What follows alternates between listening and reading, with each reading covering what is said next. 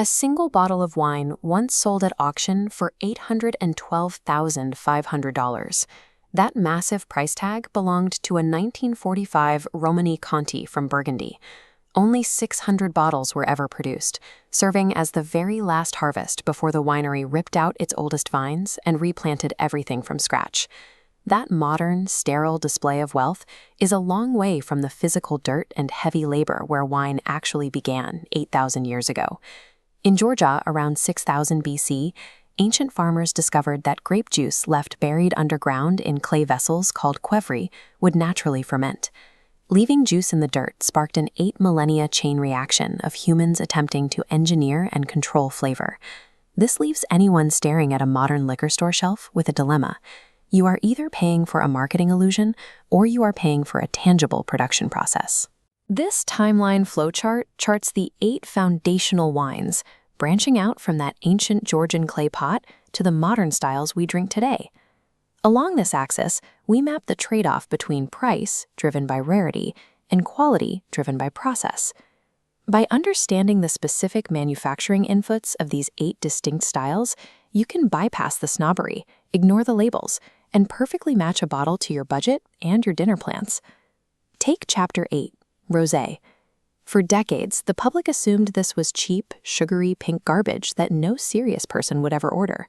But the pink color is strictly a mechanical choice. Winemakers crush dark-skinned red grapes and let the clear juice sit with the skins for just a couple of hours, rather than the days or weeks required for a heavy red wine. The outcome is a bone-dry, elegant wine with zero sweetness. It gives you a highly versatile, budget-friendly option for casual meals like grilled shrimp or pizza. Contrast that easygoing profile with Chapter 7, Sauvignon Blanc. The word Sauvignon comes from the French word sauvage, meaning wild, because this grape used to grow completely untamed. The flavor hits your mouth like a squeezed grapefruit mixed with passion fruit and freshly cut grass. It is an unapologetically acidic profile. Looking at this map of New Zealand, you can see the economic weight of that single grape. The Marlborough region mastered this wild wine in the 1980s, and today it accounts for over 85% of all wine New Zealand ships internationally. Rosé is a misjudged crowd pleaser that fits nearly anywhere, while Sauvignon Blanc forces you to trade subtlety for a sharp, icy pairing built specifically to cut through seafood. Chapter 6 is Chardonnay, holding the strange title of the most popular and the most hated white wine on earth, usually because people try one bad version and write off the entire category.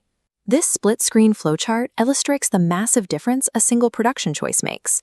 You can take the exact same grape and age it in a wooden oak barrel or a stainless steel tank.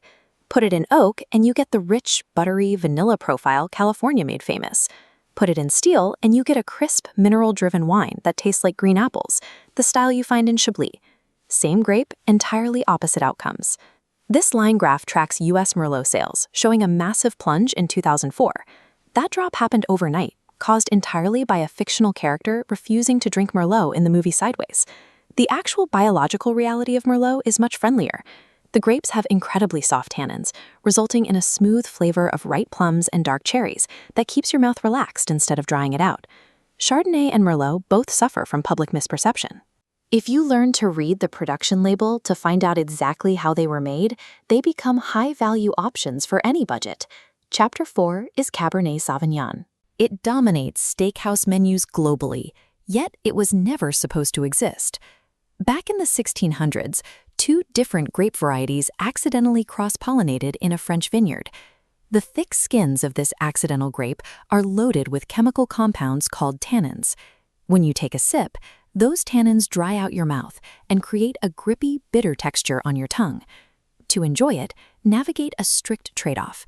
You either pay a premium for a bottle aged up to 50 years to soften those tannins, or you pair a younger bottle with heavy animal fat, like a thick ribeye, to cut straight through the bitterness.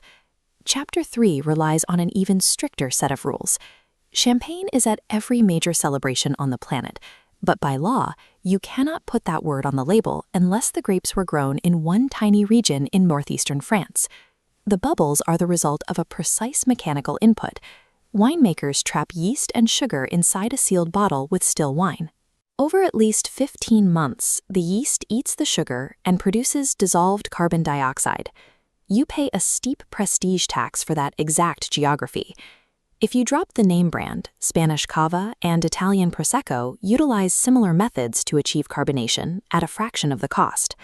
With both Cabernet and Champagne, you are taxed for the region and the time-intensive mechanics. For casual events, regional alternatives offer a superior return on investment. Chapter 2 is Fortified Wine, born out of a logistical headache in the 1600s when Portugal's wine kept spoiling on long ocean voyages back to England. Desperate British merchants decided to dump strong distilled brandy directly into the heavy wooden barrels as a crude preservative. The resulting liquid was port, and later sherry. By cranking the alcohol up to 22%, they created an indestructible wine that trades low-volume consumption for the ability to age for a century. Which brings us to Chapter 1, Pinot Noir. This is the grape inside that record-breaking $812,000 bottle. The biological reality of this vine is difficult for farmers. The grape skins are thin, making them so susceptible to frost, rain, and mold that an entire harvest can be wiped out overnight.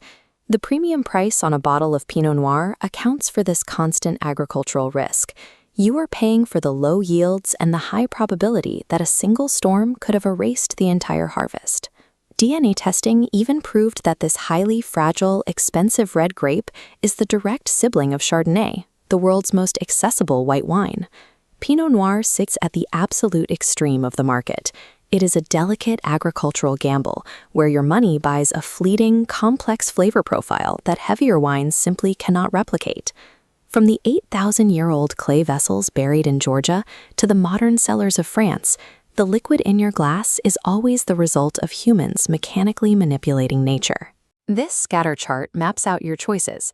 By plotting our 8 wine types along an axis of flavor intensity against total cost, the optimal buying strategy becomes clear. For high-yield casual dining, isolate the budget sector. Look for a Washington State Merlot, a bone-dry Provence Rosé, or a Spanish Cava. When you move to the premium sector, your money should go toward complex, aging-dependent wines where the time and geography actually justify the price, like a Napa Valley Cabernet or a Burgundy Pinot Noir. The most effective way to navigate the market is to abandon brand loyalty entirely and focus on the geographical region and the mechanical process. Expertise doesn't require an $800,000 auction budget.